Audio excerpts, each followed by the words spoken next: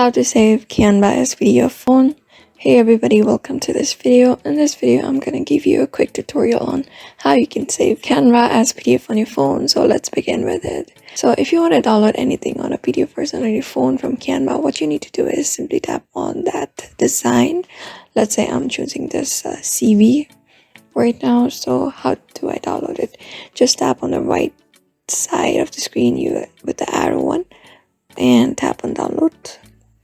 After tapping the download, you can see the drop down option.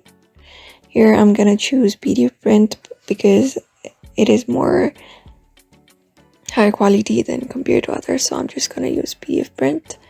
And then you can choose the options like crop marks and lead, pattern, PDF, include notes, etc.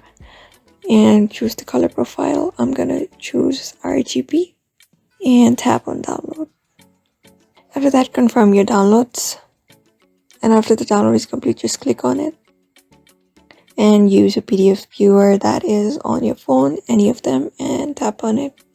After that, you see you have successfully downloaded the PDF version of your Canva on your phone easily. So I hope this video was helpful to you, and thank you for watching this video.